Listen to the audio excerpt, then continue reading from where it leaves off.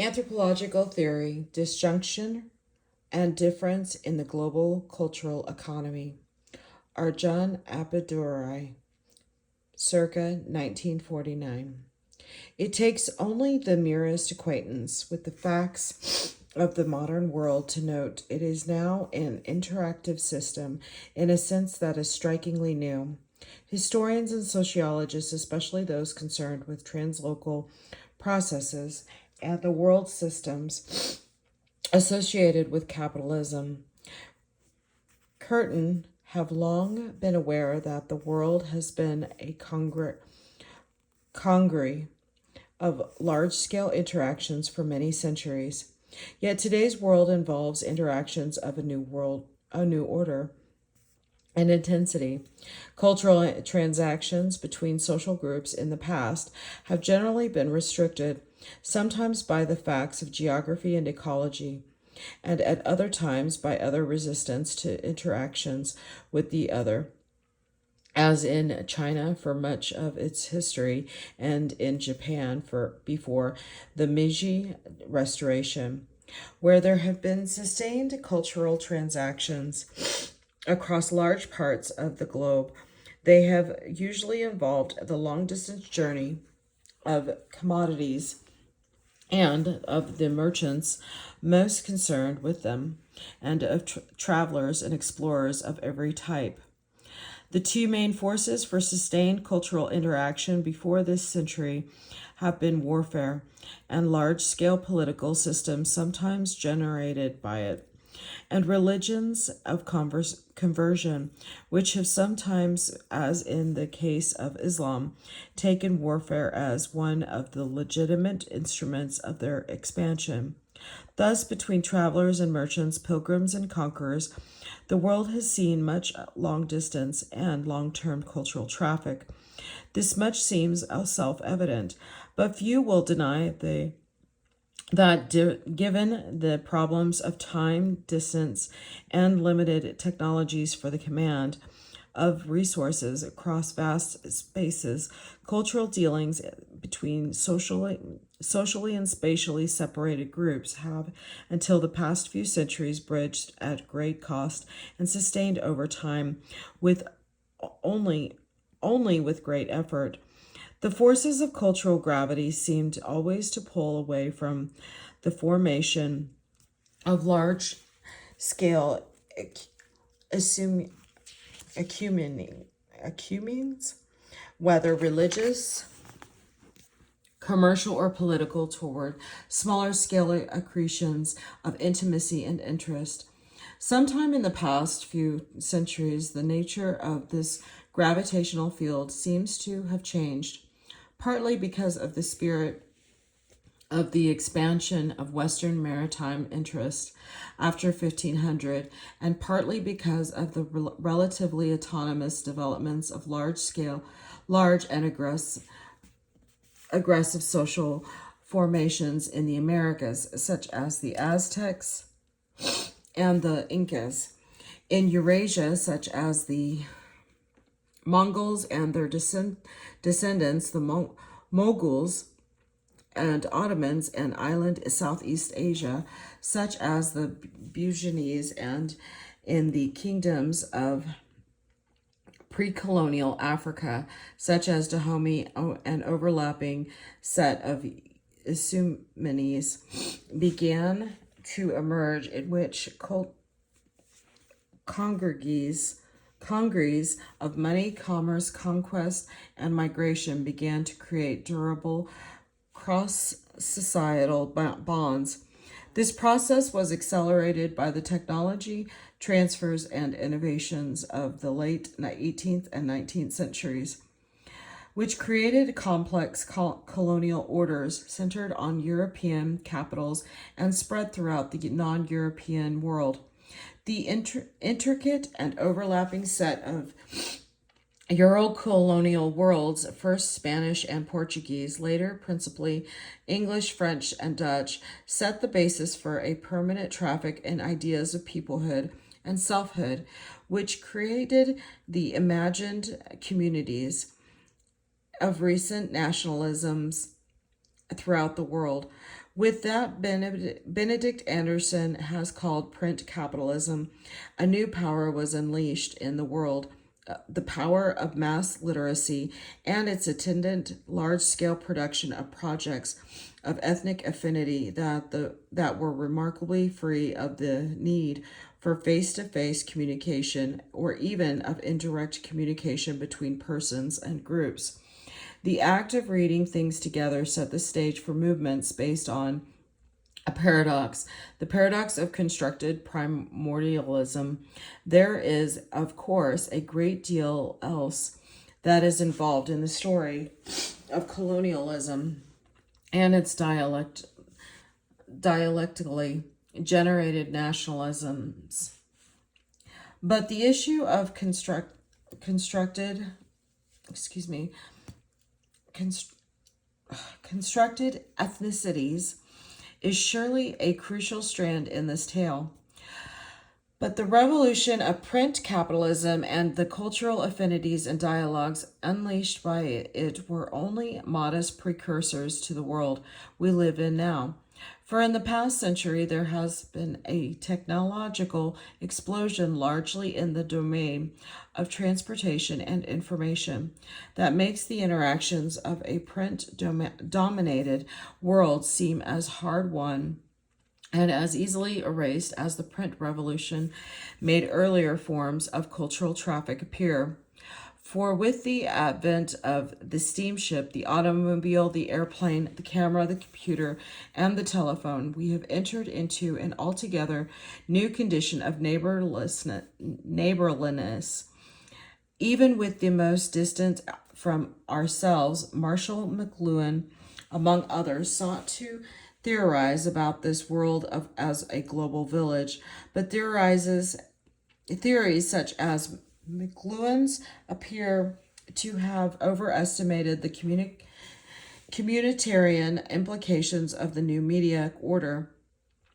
We are now aware that with media, each time we are tempted to speak of the global village, we must be reminded that media create communities with no sense of place.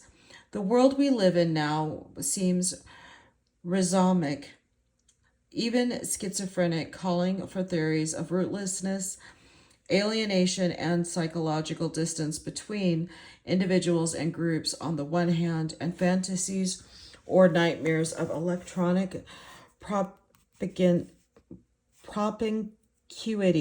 on the other. Here we are close to the central problematic of cultural processes in today's world. Thus, the curiosity that recently drove Pico Iyer to Asia is in some ways product of a confusion between some ineffable McDonaldization of the world and the much subtler play of indigenous trajectories of desire and fear with global flows of people and things. Indeed, Ayer's own impressions are testimony to the fact that if a global cultural system is emerging, it is filled with ironies and resistances, sometimes camouflaged as passively and bottomless appetite in the Asian world for things Western. Ayer's own account of the uncanny Philippine affinity for American popular music is rich testimony to the global culture of hyperreal, for somehow Philippine renditions of American popular songs are both more widespread in the Philippines and more disturbingly faithful to their originals than they are in the United States today. An entire nation seems to have learned to mimic Kenny Rogers and the Lennon Sisters like a vast Asian Motown chorus, but Americanization is certainly a pallid term to apply to such a situation, for not only are there more Filipinos singing perfect renditions of some American songs, often from the American past, than there are Americans doing so. There is also, of course, the fact that the rest of their lives is not complete synchrony with the referential world that first gave birth to these songs. In a further globalizing twist on what Frederick Jameson has recently called nostalgia for the present, 1989, the Filipinos took back to a world that they have never lost. This is one of the central ironies of the politics of global cultural flows, especially in the arena of entertainment and leisure. It plays havoc with hegemony of Euro chronology. American nostalgia feeds on Filipino desire represented as hyper-competent reproduction. Here we have nostalgia without memory. The paradox, of course, has its explanations, and they are historical unpacked. They lay here the story of American missionization and political rape of the Philippines, one result of which has been creation of a nation of make-believe Americans who tolerated for so long a leading lady who played the piano while the slums of Manila expanded and decayed. Perhaps the most radical postmodernist would argue that this is hardly surprising because in the is it peculiar or particular? Peculiar. Sorry, guys. Chronicities of late capitalism, pastiche and nostalgia are central modes of image production and reception. Americans themselves are hardly in the present anymore. As they stumble into the mega technologies of the 21st century, garbed in the film noir scenarios of 60s chills, 50s diners, 40s clothing, 30s houses, 20s dances, and so on, and infinitum. As far as the United States is concerned, one might suggest that the issue is no longer one of nostalgia, but of social imaginaire, built largely around reruns. Jameson was bold to link the politics of nostalgia to the postmodern commodity sensibility, and surely he was right. The drug wars of Colombia recapitulate the tropical sweat of Vietnam with Ollie North and his succession of masks, Jimmy Stewart concealing John Wayne, concealing Spiro Agnew, and all of them transmogrifying into Sylvester Stallone, who wins in Afghanistan, thus simultaneously fulfilling the secret American envy of Soviet imperialism and the rerun, this time with a happy ending, of the Vietnam War. The Rolling Stones in their 50s gyrate before 18-year-olds who do not appear to need the machinery of nostalgia to be sold on their parents' heroes. Paul McCartney is selling the Beatles to a new audience by hitching his oblique nostalgia to their desire for the new that smacks of the old. Dragnet is back in the 90s drag, and so is Adam's 12. Not to speak of Batman and Mission Impossible, all dressed up technology, but remarkably faithful in the atmospherics of their originals. The past is now not a land to return to in a simple politics of memory. It has become a synchronic warehouse of cultural scenarios, a kind of temporal central casting to which recourse can be taken as appropriate, depending on the movie to be made, the scene to be enacted, the hostages to be rescued. All this is par for the course if you follow Jean Baudrillard or Jean-Francois Lyotard into a world of signs wholly unmoored from their social signifiers, all the worlds at Disneyland.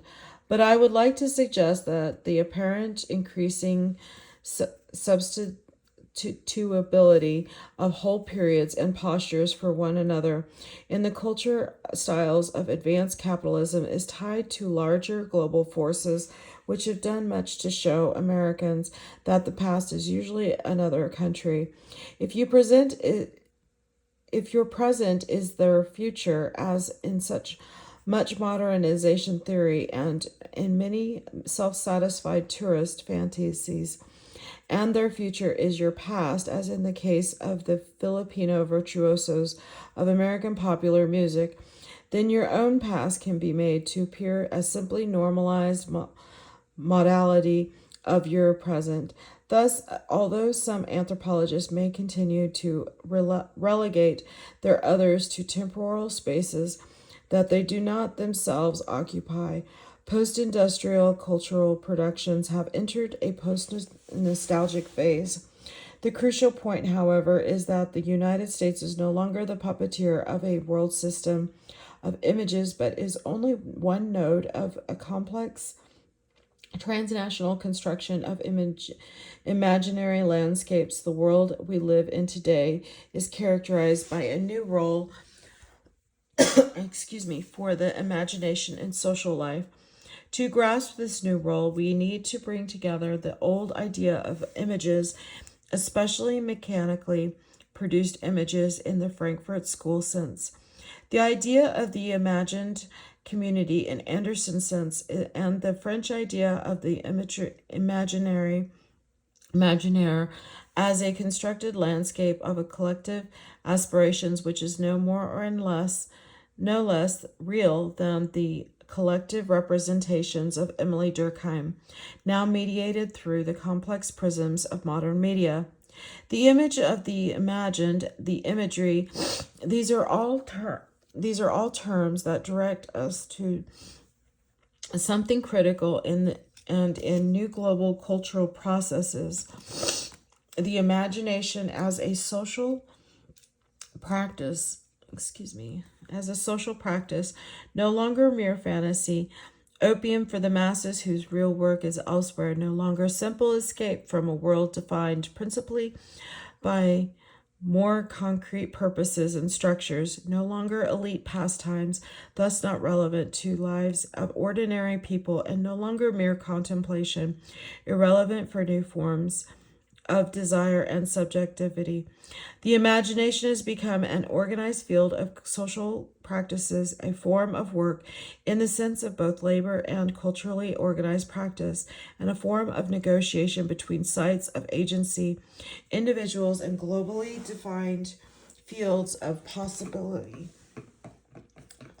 The unleashing of the imagination links the play of pastiche in some settings to the terror and coercion of states and their competitors. The imagination is now central to all forms of agency, is itself a social fact, and is the key component of the new global order. But to make this claim meaningful, we must address some other issues. Homogenization and heterogeneization.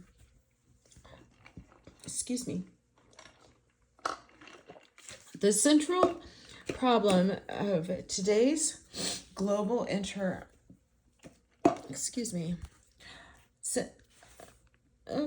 global interactions is the tension between cultural homogenization and cultural heterogeneization. A vast array of empirical facts could be brought to bear on the side of the homogenization argument, and much of it has come from the left end of the spectrum of media studies, and some from other perspectives. The homogenization argument speciates into either an argument about Americanization or an argument about commoditization, and very often the two arguments are closely linked. What these arguments fail to consider is that at least as rapidly as forces from various metropolises are brought into new societies, they tend to become indigenized in one or another way. This is true of music and housing styles as much as it is true of science and terrorism, spectacles, and constitutions. The dynamics of such indigenization have just begun to be explored systematically. And much more needs to be done. But it is worth noticing that for the people of Iranian Jaya indigenization may be more worrisome than Americanization, as Japanization may be for Koreans, indigenization for Sri Lankans, Vietnamese for Cambodians, and Russianization for the people of Soviet Armenia and the Baltic Republic. Such a list of alternative fears to Americanization could be greatly expanded, but it is not a shapeless inventory for politics of smaller scale. There is always a fear of cultural absorption by polities of larger scale, especially those that are nearby. One man's imagined community is another man's political prison. This scalar dynamic, which has widespread global manifestations, is also tied to the relationship between nations and states, to which I shall return later. For the moment, let us note that the simplification of these many forces and fears of homogenization can also be exploited by nation states in relation to their own minorities by posing global commoditization or capitalism or some other such extreme external enemy as more real than the threat of its own hegemonic strategies. The new global cultural economy has to be seen as a complex, overlapping disjuncture order that cannot any longer be understood in terms of existing center-periphery models, even those that might account for multiple centers and peripheries. Nor is it susceptible to simple models of push and pull in terms of migration theory, or of surpluses and deficits as in traditional models of balance and of trade, or of consumers and producers as in most neo-Marxist theorists of development. Even the most complex and flexible theories of global development that have come out of the Marxist tradition are inadequately quirky and have failed to come to terms with the Scott Lash and John Urey have called disorganized capitalism. The complexity of the current global economy has to do with certain fundamental disjunctures between economy, culture, and politics that we have only begun to theorize. I propose that an elementary framework for exploring such disjunctures is to look at the relationship between among 5 dimensions of global cultural flows that can be termed A. Ethnoscapes, mediascapes, technoscapes, financescapes, and ideascapes. The suffix scape allows us to point to the fluid irregular shapes of these landscapes, shapes that characterize international capital as deeply as they do international clothing styles. These terms with common suffix scape also indicate that these are not objectively given relations that look the same from every angle of vision, but rather that they are deeply perspectival constructs inflicted by the historical, linguistic, and political situatedness of different sorts of actors, nation states, multinationals, diasporic communities, as well as subnational groupings and movements, whether religious, political, or economic, and even intimate face-to-face groups such as villages, neighborhoods, and families. Indeed, the individual actor is the last locus of this perspectival set of landscapes, for these landscapes are eventually navigated by agents who both experience and constitute larger formations in part from their own sense of what these landscapes offer. These landscapes, thus, are the building blocks of what, extending Benedict Anderson, I would like to call imagined worlds, that is, the multiple worlds that are constituted by the historically situated imaginations of persons and groups spread around the globe. An important fact of the world we live in today is that many persons on the globe live in such imagined worlds and not just in imagined communities, and thus are able to contest and sometimes even subvert the imagined worlds of the official mind and the entrepreneurial mentality that surround them. By ethnoscape, I mean the landscape of persons who constitute the shifting world in which we live. Tourists, immigrants, refugees, exiles, guest workers, and other moving groups and individuals constitute an essential feature of the world and appear to affect the politics of and between nations to a hitherto unprecedented degree. This is not to say that there are no relatively stable communities and networks of kinship, friendship, work, and leisure, as well as of birth, residence, and other filial forms, but it is to say that the warp of these stabilities is everywhere shot through with the woof of human motion as more persons and groups deal with the realities of having to move or the fantasies of wanting to move.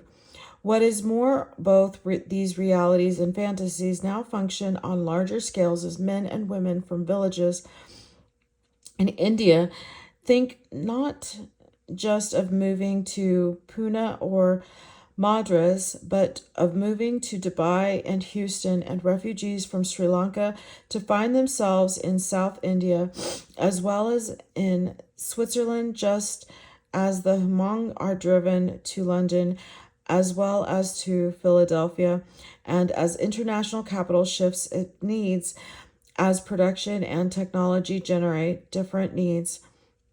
A nation states shift their policies on refugee populations. These moving groups can never afford to let their imaginations rest too long, even if they wish to.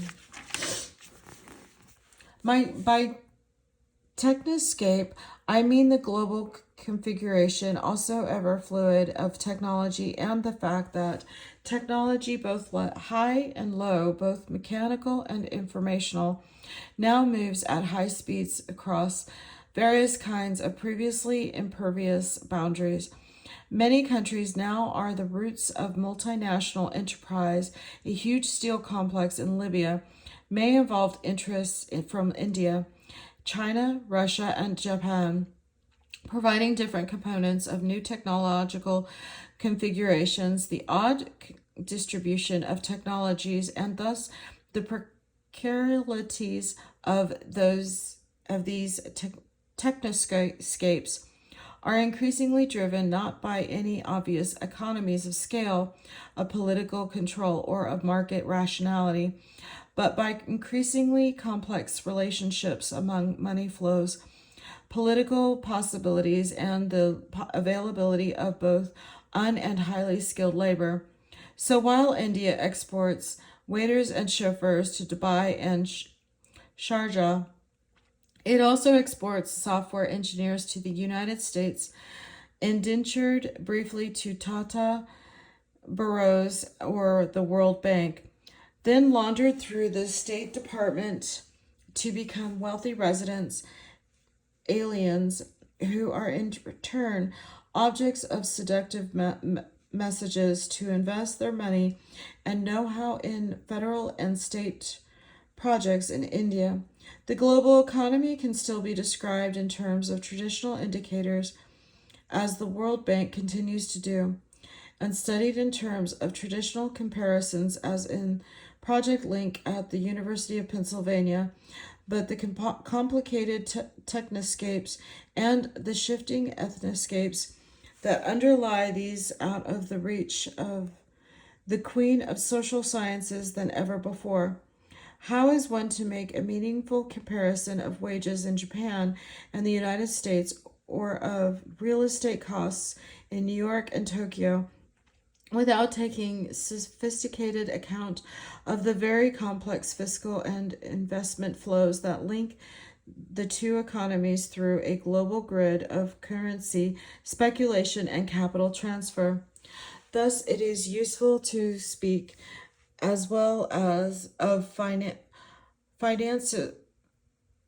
financescapes, as the disposition of global capital is now a more mysterious, rapid, and difficult landscapes to follow than ever before. As currency markets, national stock exchanges, and commodity speculations move mega monies through national turnstiles at blinding speed with vast absolute implications for small differences in percentage points and time units, but the critical point is that the global relationship among ethnoscapes, technoscapes, and financescapes is deeply disjunctive and profoundly unpredictable because each of these landscapes is subject to its own constraints and incentives, some political, some informational, and some techno-environmental, at the same time as each acts as a constraint and a parameter for movements in the others.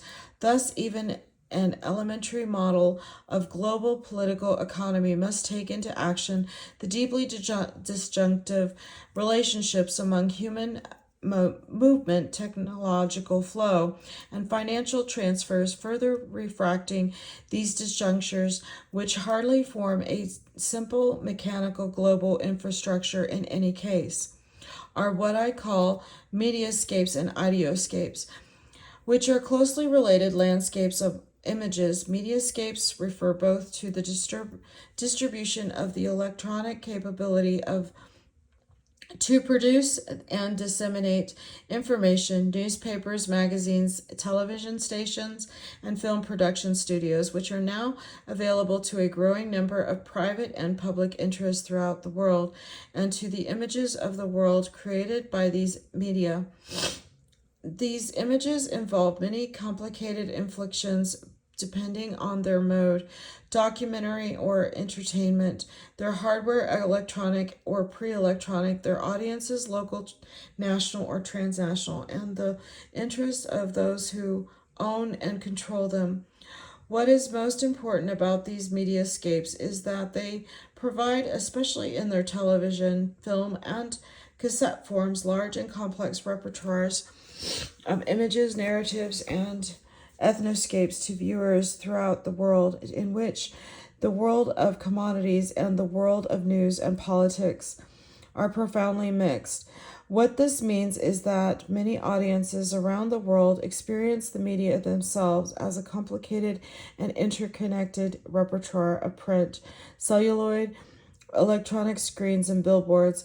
The lines between the realistic and the fictional landscapes they see are blurred, so that the farther away these audiences are from the direct experiences of metropolitan life, the more likely they are to construct imagined worlds that are chimerical, aesthetic, even fantastic objects, particularly if assessed by the criteria of some other perspective, some other imagined world.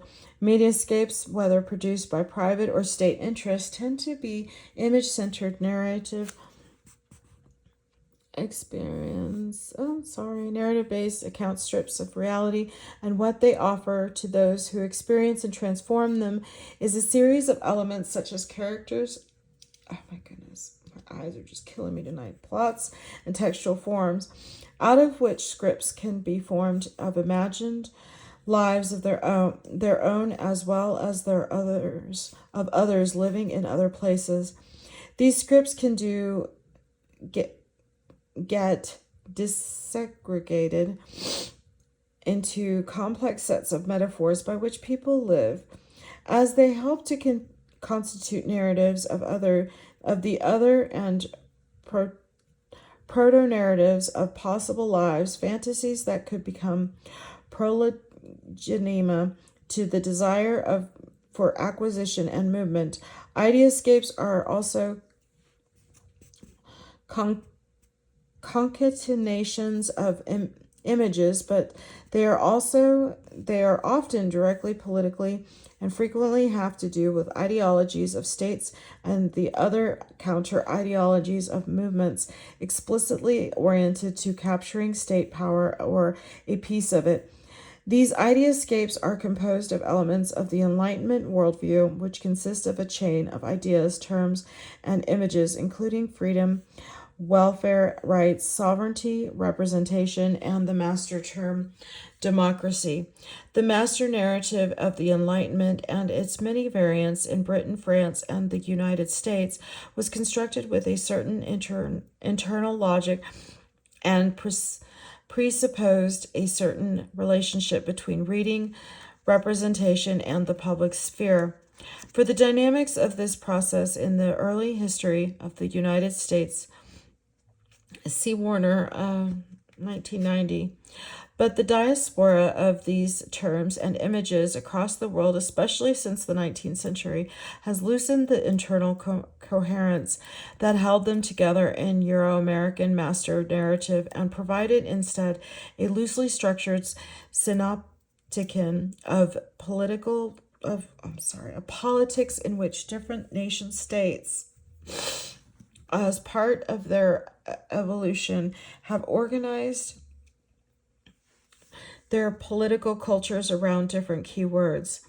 As a result of the differential diaspora of these keywords, the political narratives that govern communication between elites and followers in different parts of the world involve problems of both a semantic and pragmatic nature. Semantic to the extent that words and their lexical equivalents require careful translation from context to context in their global movements, and pragmatic to the extent that the use of these words by political actors and their audiences may be subject to very different sets of contextual conventions that mediate their translation into public politics. Such conventions are not only matters of the nature of political rhetoric. For example, what does the aging Chinese leadership mean when it refers to the dangers of hooliganism?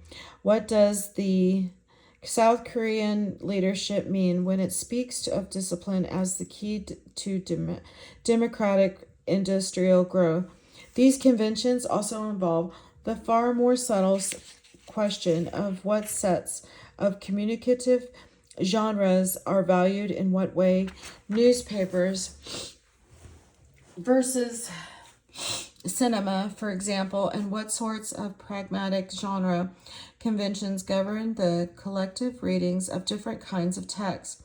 So while an Indian audience may be attentive to the resonances of a political speech in terms of some keywords and phrases reminiscent of Hindi cinema, a Korean audience may respond to the subtle codings of Buddhist or Neo-Confucian rhetoric encoded in a political document. The very relationship of reading to hearing and seeing may vary in important ways that determine the morphology of these different ideascapes as they shape themselves in different national and transnational contexts. This globally variable synesthesia has hardly even been noted, but it demands urgent analysis. Thus, democracy has clearly become a master term, with powerful echoes from Haiti and Poland to the former Soviet Union and China.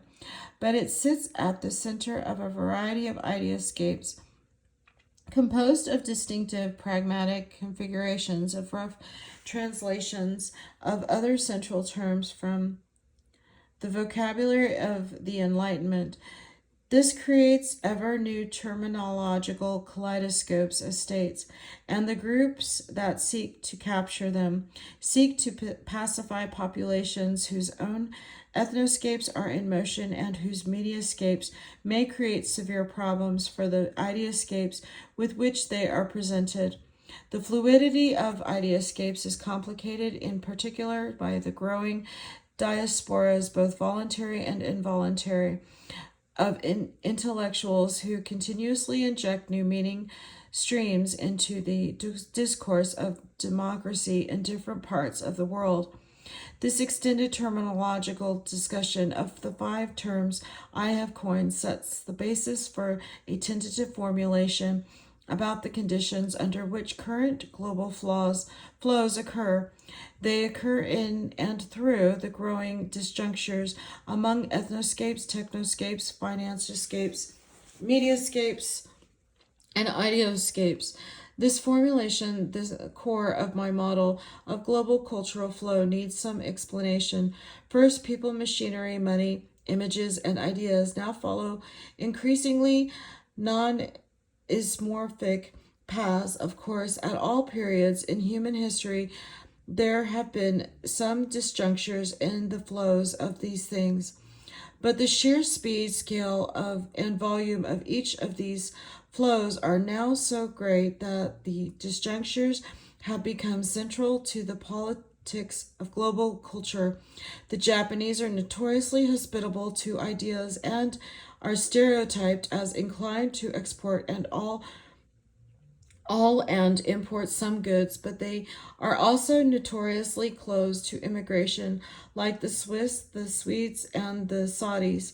Yet the Swiss and the Saudis accept populations of great workers, thus creating labor diasporas of Turks, Italians, and other circum-Mediterranean groups. Some such guest worker groups maintain continuous contact with their home nations like the Turks, but others, like high-level South Asian migrants, tend to desire lives in their new homes, raising anew the problem of reproduction and in a deteriorized context.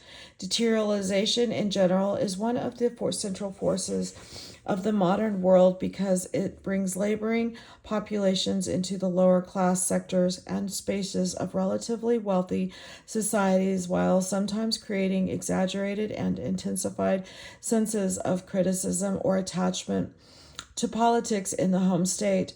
Deteriorization, whether of Hindus, Sikhs, Palestinians, or Ukrainians, is now the core of a variety of global fundamentalism, including Islamic Hindu fundamentalism. In the Hindu case, for example, it is clear that the overseas movement of Indians has been exploited by a variety of interests both within and outside India to create a complicated network of finances and religious identifications by which the problem of cultural reproduction for Hindus brought abroad has become tied to the politics of Hindu fundamentalism at home. At the same time, deterritorialization creates new markets for film companies, art impresarios, and travel agencies, which thrive on the need of the deterritorialized population, say that word 5 times fast, for contact with its homeland. Naturally, these invented homelands, which constitute the mediascapes of deterritorialized groups, can often become sufficiently fantastic and one-sided that they provide the material for new ideascapes in which ethnic conflicts can begin to erupt. The creation of Khalistan, an invented homeland of the territorialized Sikh population of England, Canada, and the United States, is one example of the bloody potential in such mediascapes as they interact with the internal colonialisms of the nation state. Oh my goodness. The West Bank, Namibia, and Eritrea are other theaters for the enactment of the bloody negotiation between existing nation states and various deterritorialized groupings. It is in the fertile ground of the deterritorialization in which money, commodities, and persons are involved in ceaselessly chasing each other around the world that the mediascapes and ideascapes of the modern world find their fractured and fragmented counterpart for the ideas and images produced by mass media, often are only partial guides to the goods and experiences that deterritorialized populations transfer to one another. In Mira Nair's brilliant film India Cabaret, we see the multiple loops of this fractured deterritorialization as young women, barely competent in Bombay, metropolitan glitz come to seek their fortunes as cabaret dancers and prostitutes in Bombay, entertaining men in clubs with dance formats derived wholly from the prurient dance sequences of Hindi films. These scenes, in turn, cater to ideas about Western and foreign women and their looseness, while they provide tawdry career alibis for these women. Some of these women come from Kerala, where cabaret clubs and the pornographic film industry have blossomed, partly in response to the pursuits and tastes of the Keralites returned from the Middle East, where their diasporic lives away from women distort their very sense of what the relations between men and women might be. These tragedies of displacement could certainly be played in a more detailed analysis of the relations between the Japanese and German sex tours of Thailand and the tragedies of sex trade in Bangkok and in other similar loops that tie up together fantasies about the other. The conveniences and seductions of travel, the economics of global trade, and the brutal mobility fantasies that dominate gender politics in many parts of Asia and the world at large. While far more could be said about these cultural politics of deterritorialization and the larger sociology of displacement that it expresses, it is appropriate at this juncture to bring in the role of the nation state in the disjunctive global economy of culture today. The relationship between states and nations is everywhere and embattled one. It is possible to say that in many societies, the nation and the state have become one another's projects. That is, while nations, or more properly groups, with ideas about nationhood seek to capture or coup states and state power, states simultaneously seek to capture and monopolize ideas about nationhood. In general, separatist transnational movements, including those that have included terror in their methods, exemplify nations in search of states. Sikhs, Tamils, Sri Lankans, Basques, Moros, Quebecers. Each of these represents imagined communities that seek to create states of their own or carve pieces out of existing states. States, on the other hand, are everywhere seeking to monopolize the moral resources of community, either by flatly claiming perfect coequality between nation and state, or by systematically museumizing and representing all the groups within them in a variety of heritage politics that seems remarkably uniform throughout the world. Here, national and international mediascapes are exploited by nation states to pacify separatists or even the potential viscerousness of all ideas of differences. Typically, contemporary nation states do this by exercising taxonomic control over difference by creating various kinds of international spectacle to domestic difference, and by seducing small groups with the fantasy of self-display on some sort of global or cosmopolitan stage.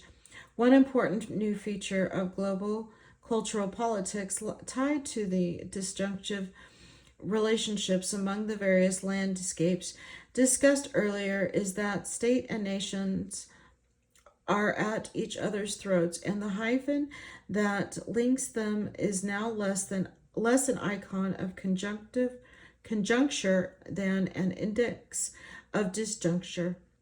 This disjuncture relationship between nation and state has two levels. At the level of any given nation state, it means that there is a battle of the imagination with state and nation seeking to cannibalize one another.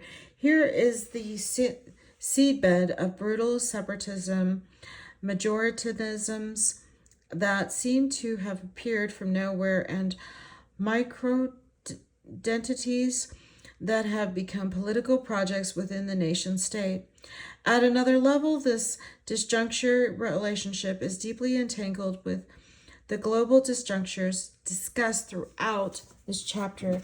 Ideas of nationhood appear to be steadily increasing in scale and regularly crossing existing state boundaries, sometimes as with the Kurds, because previous identities stretched across vast national spaces, or as with the Tamils in Sri Lanka, and the dormant threads of the transnational diaspora have been activated to ignite the micropolitics of a nation state. In discussing the cultural politics that have subverted the hyphen that links the nation to the state, it is especially important not to forget the mooring of such politics in the irregularities that now characterize disorganization capital. Because labor, finance, and technology are now so widely separated that the volatilities that underlie movements for nationhood as large as transnational Islam on the one hand, or as small as the movement of the Gurkhas for a separate state in northeast India, grind against the vulnerabilities that characterize the relationships between states. States find themselves pressed to stay open by the forces of media, technology, and travel that have fueled consumerism throughout the world and have increased the craving, even in the non-Western world, for new commodities and spectacles. On the other hand, these very cravings can become caught up in new ethnoscapes, mediascapes, and eventually ideoscapes, such as democracy in China, that the state cannot tolerate as threats to its own control over ideas of nationhood and peoplehood. States throughout the world are under siege, especially where contests over ideascapes of democracy are fierce and fundamental, and where there are radical disjunctures between ideascapes and technoscapes, as in the case of very small countries that lack contemporary technologies of production and information, or between ideascapes and financescapes, as in countries such as Mexico or Brazil, where international lending influences national politics to a very large degree, or between ideascapes and ethnoscapes, as in Beirut, where diasporic local and translocal filtrations are suicidally at battle, or between ideascapes and mediascapes, as in many countries in the Middle East and Asia, where the lifestyles represented on both national and international TV and cinema completely overwhelm and undermine the rhetoric of national politics. In the Indian case, the myth of the law-breaking hero has emerged to mediate this naked struggle between the pieties and realities of Indian politics, which has grown increasingly brutalized and corrupt. The transnational movement of the martial arts, particularly through Asia, as mediated by the Hollywood and Hong Kong film industries, is a rich illustration of the ways in which long-standing martial art traditions, reformulated to meet the fantasies of contemporary, sometimes lumpen, youth populations, create new cultures of masculinity and violence, which are in turn the fuel for increased violence in national and international politics. Such violence as in turn the spur to an increasingly rapid and a moral arms trade that penetrates the entire world, the worldwide spread of the AK-47 and the Uzis in films and incorporate and state security in terror and in police and military activity is a reminder that apparently simple technical uniformities often conceal an increasingly complex set of loops, linking images of violence to aspirations for community in some imagined world. Returning then to the ethnoscapes with which I began, the central paradox of ethnic politics in today's world is that primordia, whether of language or skin color, or neighborhood or kinship, have become globalized. That is, sentiments whose greatest force is in their ability to ignite intimacy into a political state and turn locality into a staging ground for identity, have become spread over vast and irregular spaces as groups move yet stay linked to one another through sophisticated media capabilities. This is not to deny that such primordia are often the product of invented traditions, Hobsbawm and Ranger 1983, or retrospective affiliations, but to emphasize that because of the disjunctive and unstable interplay of commerce, media, national policies, and consumer fantasies, ethnicity, at once a genie contained in the bottle of some sort of locality, however large, has now become a global force, forever slipping in and through the cracks between states and borders. But the relationship between the cultural and economic levels of this new set of global disjunctures is not a simple one-way street in which the terms of global cultural politics are set wholly by or confined wholly within the vicissitudes of international flows of technology, labor, and finance, demanding only modest modifications of existing neo-Marxist models and uneven development and state formation. There is a deeper change itself driven by the disjunctures among all the landscapes I have discussed and constituted by their continuously fluid and uncertain interplay that concerns the relationship between production and consumption in today's global economy. Here I begin with Marx's famous and often mined view of the fetishism of the commodity and suggest that this fetishism has been replaced in the world at large, now seeing the world as one large interactive system composed of many complex subsystems by two mutually supportive descendants, the first of which I call production fetishism, and the second a fetishism of the consumer. By production fetishism, I mean an illusion created by contemporary transnational production loci that masks translocal capital, transnational earning flows, global management, and often faraway workers enraged in various kinds of high-tech putting out operations in the idiom and spectacle of local, sometimes even worker-controlled national productivity and territorial sovereignty, to the extent that various kinds of free trade zones have become the models for production at large, especially of high-tech commodities. Production has itself become a fetish obscuring not social relations as such, but the relations of production, which are increasingly transnational. The locality, both in the sense of the local factory or site of production and in the extended sense of nation state, becomes a fetish that disguises the globally dispersed forces that actually drive the production process. This generates alienation in Marx's sense, twice intensified for its social sense, is now compounded by a complicated spatial dynamic that is increasingly global. As for the fetishism of the consumer, I mean to indicate here that the consumer has been transformed through commodity flows and mediascapes, especially of advertising that accompany them, and to assign both in Baudrillard's sense of simulacrum that only asymptotically approaches the form of a real social agent, and in the sense of a mask for the real sense of agency, a seat of agency, which is not the consumer but the producer, and the many forces that constitute production. Global advertising is the key technology for the worldwide dissemination of a plethora of creative and culturally well chosen ideas of consumer agency. These images of agency are increasingly distortions of a world of merchandising so subtle that the consumer is consistently helped to believe that he or she is an actor, where in fact he or she is at best a chooser.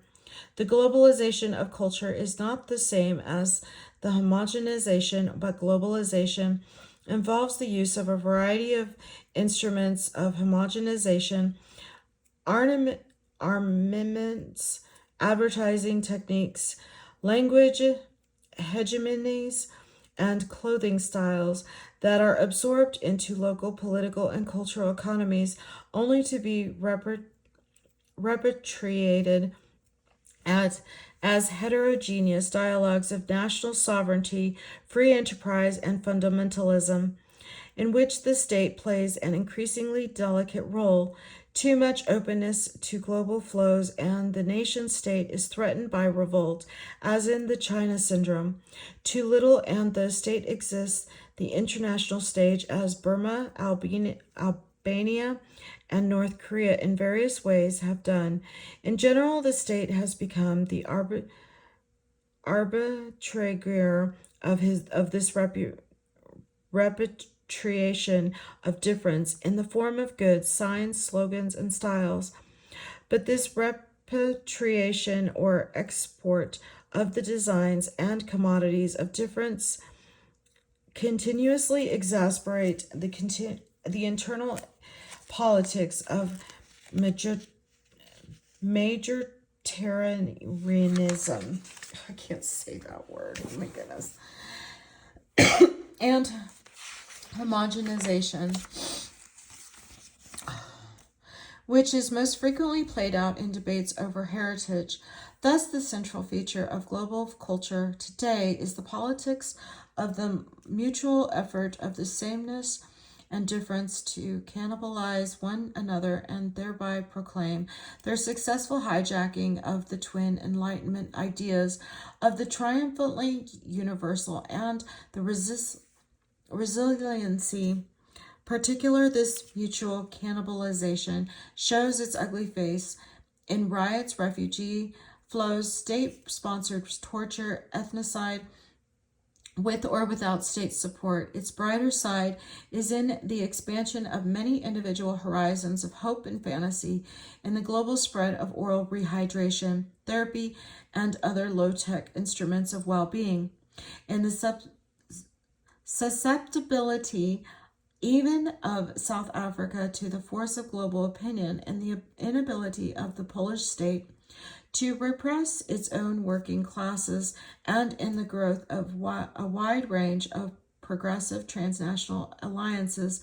Examples of both sorts could be multiplied. The critical point is that both sides of the coin of global cultural processes today are products of the infinitely varied mutual contest of the sameness and difference on a stage characterized by radical disjunctures between different sorts of global flows and the uncertain landscapes created in and through these disjunctures.